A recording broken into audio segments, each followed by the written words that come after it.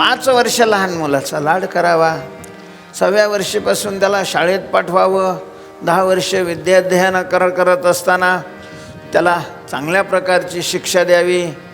आणि मग एकदा 16व्या-17व्या वर्षाला पोरगं लागलं, आपला चप्पल की पुत्रवत मित्रमाचरेत, मित्रवत पुत्रमाचरेत, मित्राप्रमाणे त्याच्याशी संबंध ठेवावा. आणि महाराज 100 वर्ष मानले तर वर्षाचे 4 विभाग केलेले आहेत. पहिले 25 वर्ष विद्याभ्यास करावा, दुसऱ्या 25 वर्षामध्ये धनार्जन अशा प्रकारचं करावं, संसाराची जबाबदारी वाहावी, आणि तिसऱ्या 25व्या वर्षात पदार्पण झालं की वानप्रस्थ स्वीकारावं, संसारातून मोकळं व्हावं, संसाराचं ओझं शहाणपणाने पोराच्या खांद्यावर द्यावं आणि स्वतः त्याच्या संसारातून बाजूला व्हावं. लय म्हातारे महाराज हिसकावून घ्यावा लागतो पोरांना त्यांच्याकडून संसार. हरामखोर सोडितच नाही, त्या पोराच्या पुरीला पाहायला जातो. आता याच्या पुरीचं पाहावं ठीक आहे ना, पोराच्या पुरीला स्थळ पाहायला जातो. आता त्याला म्हणलं ती पोरग आहे की, त्याला काय कळते, कारण तुला घरात ठेवलंय हे त्याला कळत नाही. खरंच आहे, तुला जोडे घालून बाहेर काढायला पाहिजे होतं, म्हणजे तू परमार्थाला लागला असतास. हे त्याला कळत नाही, हे खरं आहे तुझं. त्याला काय कळतं म्हणतो, ह्याला सगळं कळतं आहे, सगळ्या जगातलं सगळं ज्ञान ह्याच्या ज्ञानाने याच्या गळ्यात माळ घातले. हरामखोर, मानव देह मिळालेला आहे तुला. मानव देह दुःखाचा मुळासह नाश करण्याकरताय, आणि तो दुःखाचा मुळासह नाश भगवत प्राप्तीने होतोय. याची तुला अक्कल नाही. 60 वर्ष झाले अजून गेल्या, आणि पोराला काय कळतं म्हणतो. तुला काय कळतं रे? अवगती नवीन लग्न झालं ते बाबाच्या पाया पडायला, काय पाया पडा, काय अर्थ आहे जीवनामध्ये त्याच्या. हरामखोरानं कधी स्वतःच्या कल्याणाकरता एक तास महाराज चिंतन केलं नाही, नुसतं संसार केलेला आहे. पुढचे करोडो जन्म दुःखाचे भोगण्याची सगळी सिदोरी जमवून ठेवलेली आहे. आणि याच्या पाया पडा, खेटराने हाना भडव्याला. काय पाया पडतं त्याच्या? महाराज 51 वर्ष लागलं की शहाणपणानं त्या खरेदी खतावर कसं लिहिते, नशा पाणी न करता अक्कल हुशारीनं शहाणपणानं संसाराची जबाबदारी पोरांच्या ताब्यात द्यावी, आणि किमान उर्वरित आयुष्य तरी भक्तीमध्ये घालवावं, भगवत चिंतनामध्ये घालवावं. तसं तर जन्मल्यापासून कारण हा देहच मुळात संसार करण्याकरता मानव देह भगवंतांनी निर्माणच केलेला नाही महाराज. म्हणून संसार करण्यामध्ये कितीकही मानवाला अडचणी आहेत. तुम्ही पहा बरं, परमार्थ करायला काही अडचण आहे का? अगदी लहान जन्मल्या देवाचं नाव घ्यायला सुरुवात केली, काय त्याने गुन्हा होईल? लोक नावं ठेवतील. नामदेवराव जन्मल्या विठ्ठल विठ्ठल म्हणत होते. जन्मल्या परमार्थ, जन्मल्या लग्न करायचं ठरवलं, नाही जमणार ना. आता तर कायद्याने अडचणी अशा प्रकारच्या येतात. म्हातारपणात लग्न करायचं म्हटलं नाही जमलं, लोक हसतील, काही याला काही म्हातार चळ लागलाय, ह्याचा हरामखोर आता लग्न करायचं म्हणतोय, नाही जमणार. पण मग म्हाताऱ्यानं देवाचं चिंतन आहे, आता मी फक्त देवाचं चिंतनच करणार बुवा, काहीच करणार नाही म्हणून जर माळ घेतली आणि एका खोलीत बसला, विठ्ठल विठ्ठल विठ्ठल कर, पूजा करतील घरातले हे आणि बाहेरचे. कारण हा देह भगवत प्राप्ती करताय. म्हणून आयुष्याच्या साधने सच्चिदानंद पदवी घेणे. पांढरा केस दिसलेला आहे आणि बोलोभांना जाणवलेलं आहे की आपण आता वृद्ध झालो, संपलंय आपली संसार करण्याची जबाबदारी. मुलंही मोठी झालेली आहेत. सावजीला बोलवून घेतलेलं आहे आणि सांगितलं, सावजी अरे तू मोठा आहेस, दुकान आहे आपल्याकडं, तेव्हा दुकानात बस माल कुठून आणायचा, कसा आणायचा, त्याचं वजन कसं करायचं, हे सगळं तुला शिकवतो मी. आता ही जबाबदारी घे तू तुझ्या खांद्यावर. तुला हाताखाली तुझे 2 भाऊ आहेत. पुष्कळ दिवस मी केलं, आता मला हे करण्याची इच्छा नाही राहिली, थकलो आहे मी, म्हातारा झालो. सावजी मुळातच काय होते, विरक्त होते. आता बरंच बापाने जमवलं म्हणून त्यांनी लग्न केलं, त्याला लग्न बी करायची इच्छा नव्हती. ते म्हणे बाबा हे मला नाही जमायचं, आपल्याला नाही जमायचं. तो म्हणून करो, जमायचं नाही म्हणजे मला तीर्थयात्रा करायची इच्छा आहे. मला असं वाटतं की जवळ हे सकळ सिद्ध आहे, हात चालावया पाय, तव तू आपुले स्वहित साहे. म्हातारं झाल्यावर तीर्थयात्रेला निघत आहे आरामखोर. म्हातारं झाल्यावर कायला तीर्थयात्रा, आता घरी बसून सगळे विठ्ठलाचं नाम घे, इथंच तुझं तीर्थ आहे. चालता येत नाही, चढता येत नाही, ऐकू येत नाही, व्यवस्थित दिसत नाही, आणि आता तीर्थयात्रा. आता काय तीर्थयात्रा करतो रे? जोपर्यंत हातात पायात शक्ती असते तोपर्यंत महाराज तीर्थयात्रा करावी. जवळ हे सकळ सिद्ध आहे. आणि तीर्थयात्रा ही गाडीत बसून नाही, तीर्थयात्रा खरी मुळात पायी अशा प्रकारची तीर्थयात्रा करावी, पायी तीर्थयात्रा करावी, नाही का. तीर्थयात्रे सुखे जाऊ, वाचे विठ्ठल नाम घेऊ, संत संगे सेवू, वासुदेव धनिवरी. तीर्थयात्रा करावी, पण तारुण्यामध्ये करावी. फारच आपलं शरीर आपल्या हातात नाही हे कळाल्यानंतर मग त्यांनी घर सोडू नये. मग नाही तीर्थयात्रा वगैरे, मग तिथंच देवाचं चिंतन अशा प्रकारचं करा.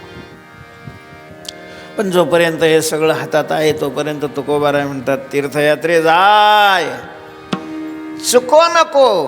तो तीर्थयात्रेला जा, तीर्थयात्रा करायचं चुको नको. अशा प्रकारचं पंढरपूरला जा, आळंदीला जा, पैठणला जा, जे जे क्षेत्र अशा तीर्थ आहेत, क्षेत्र आहेत, या ठिकाणी भगवंतानी सगुण अवतार धारण करून विशेष अशा प्रकारच्या लीला केलेल्या आहेत. अशी जी भगवंताची मुख्य धामं आहेत आपल्या भारतवर्षामध्ये महाराज, किती तीर्थ आहेत, किती क्षेत्र आहेत, 4 धाम आहेत, नाही का. आद्य शंकराचार्यांनी या 4 धामाची अशा प्रकारची स्थापना केलेली आहे.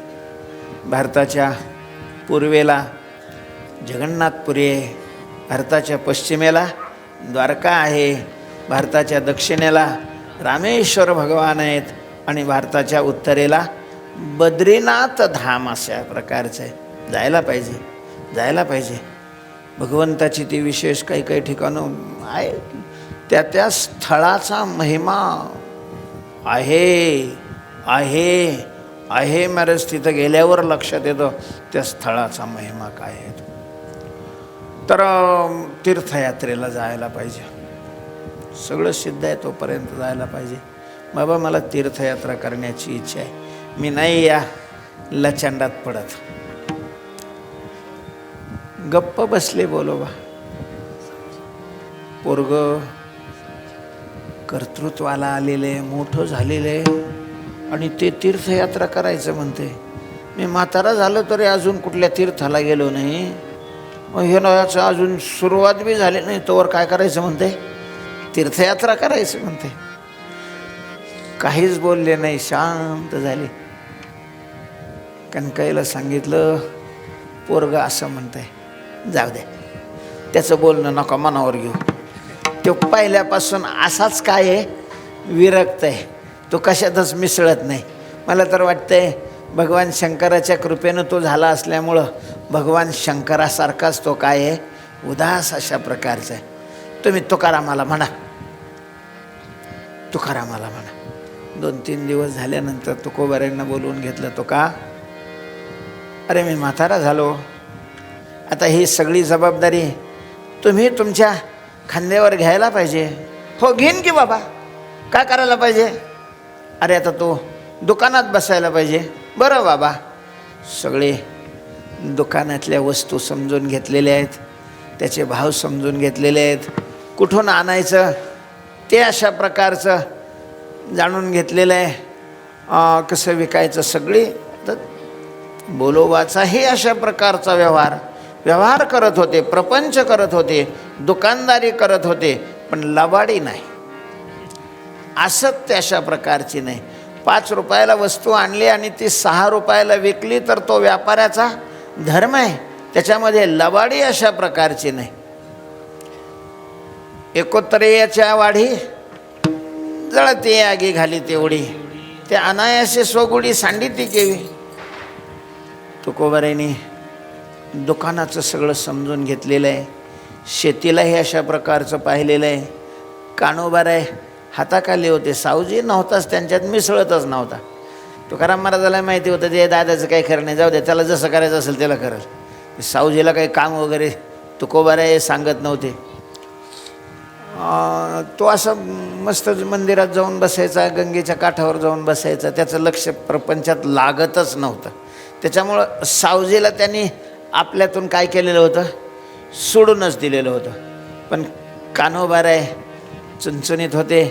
तुकोबारायांच्या सगळ्या प्रत्येक कार्याला कान्होबारायची मदत असायची. आणि मग कान्होबारायला हाताशी धरून वडिलांचे जे 4 प्रकारचे उद्योग होते, सावकारकी होती, महाजनकी होती, शेती होती आणि दुकान, सगळंच तुकाराम महाराजांनी आपल्या हातात घेतलेलं आहे. आणि तुकाराम महाराज दुकानावर बसलेस साधारण 13व्या वर्षी बोलोबानी सगळा प्रपंच तुकोबारायांच्या खांद्यावर सोपवलेला आहे. आणि तुकोबारायांनी समर्थपणे, बाबा तुम्ही काहीच करू नका, फक्त कुठं आम्ही चुकत असलं तर आम्हाला सांगत जा, आम्हाला मार्गदर्शन अशा प्रकारचं तुम्ही करा. भगवत चिंतन करत करत मार्गदर्शन करायचे. पण हा म्हणता अगदी कमी दिवसामध्ये, 1.5 वर्षामध्ये तुकोबारायांनी एवढा विकास केला.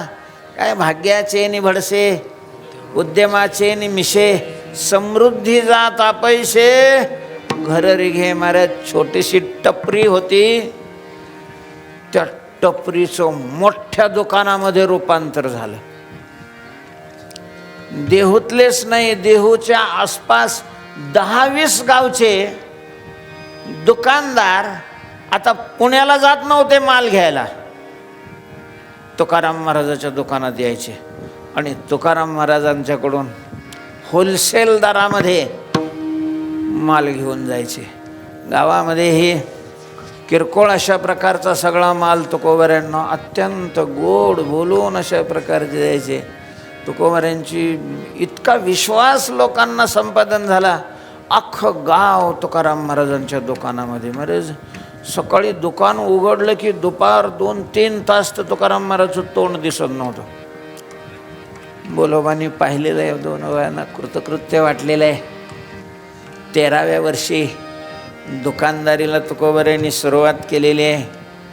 14, 15, 16 आणि 17 4 वर्ष नुसतं वाढत सगळा प्रपंचाचा पसारा. सावकारकी ही वाढलेली आहे, महाजनकी वाढलेली आहे, शेतीचंही उत्पन्न खूप वाढवलेलं आहे तुकोबारायांनी.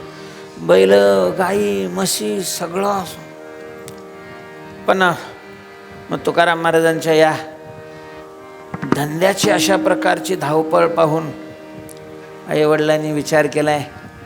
तुकाराम महाराजांचं लग्न ज्या रखुमाईबाईबरोबर केलेलं होतं, अत्यंत प्रेमळ अशा प्रकारची ती माऊली होती, पण दम्याचा तिला त्रास होता, धाप लागायची.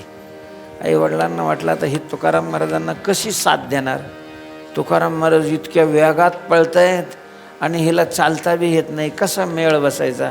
शेवट तिनंच सांगितलं की अहो मला खूप त्रास होतो आहे, त्यांचं काहीच करू शकत नाही मी, तेव्हा तुम्ही दुसरं लग्न करून द्या, माझी परवानगी आहे, मला आनंद आहे. आणि मग तुकाराम महाराजांची ती व्यापाराची खुबी पाहून पुण्याचे आप्पाजी गुळवे म्हणून सावकार होते, मोठे व्यापारी होते.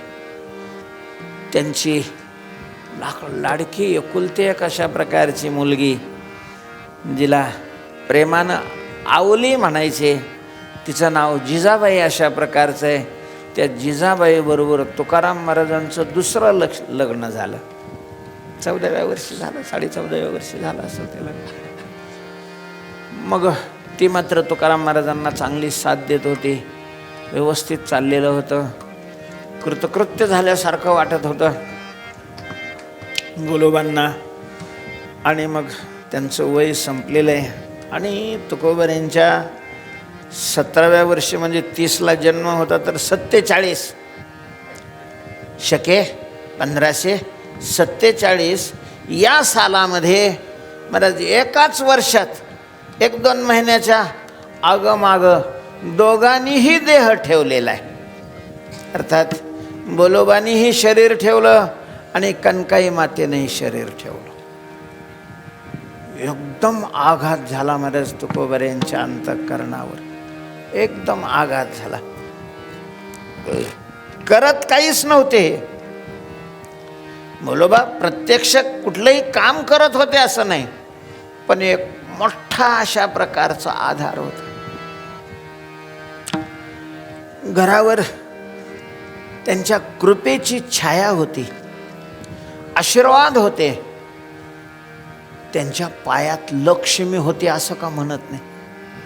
ती पायात लक्ष्मी कशी असते वगैरे मला नाही माहिती, पण लोक म्हणतात त्यांच्या पायात काय आहे, लक्ष्मी आहे. महाराज वाढतच अशा प्रकारचं होतं, संसारातलं सगळं वाढतच होतं. आणि ते दोघंही तुकोबर यांना सोडून निघून गेलेले आहेत. एकदम उजाड झाला, खूप आघात झाला. आतापर्यंत हा सगळा संसार सत्य आहे, माणसाचा आपला कधीच वियोग होणार नाही, हे सगळा आनंद असा वाढतच राहील संसाराचा, या भ्रमामध्ये तुकोबराय होते. खरं तर भगवंतानी तुकाराम महाराजांना जे इथं पाठवलेलं होतं, जन्म घ्यायला लावलेला होता, ते दुकानदाऱ्या करण्याकरता नव्हताच. दुकानदारी तुकाराम महाराजांनी करावी ही अपेक्षा नव्हतीच, पण बोलोबाची भक्ती सकाम होती. आणि बोलोबांना वचन दिलेलं होतं भगवंतानी की काही कमी पडणार नाही. त्याच्यामुळं बोलोबा होते तोपर्यंत काहीच कमी पडलं नाही. बोलोबा गेल्यानंतर खूप आघात झाला. तुकाराम महाराजांना दुकान उघडायची इच्छा राहिली नाही. बऱ्याच दिवस दुकान बंद झालं. खूप दिवस घरचे सगळेच रडत होते. कुणी आलं भेटायला की तेही रडायचं, तुकोबरे त्याच्याबरोबर रडायचे. तुकाराम महाराज या शोकातून निघण्याकरता एक तुकाराम महाराजांच्या लक्षात आलं, काय लक्षात आलं की शरीर नाशिवंत आहे, शरीर नाशिवंत आहे. महाराज ते म्हाताऱ्याच्या बी लक्षात नाही येत. देह नाशिवंत आहे हे लक्षात यावं महाराज. किमान माळा ज्यांनी घातलेल्या आहेत त्यांच्या तरी लक्षात यावं की शरीर काय आहे, विनाश आहे, हे जाणार अशा प्रकारचं आहे. अंतवंत इमे देहा नित्य शोक्ता शरीरिणः अनाशिनो प्रमेयस्य तस्माद्युध्यस्व भारत. अंतवंत इमे देहा, ही देह नष्ट होणारी आहेत. नाशिवंत देह जाणार सकळ, नाशिवंत देह जाणार सकळ, नाशिवंत देह जाणार सकळ, नाशिवंत देह जाणार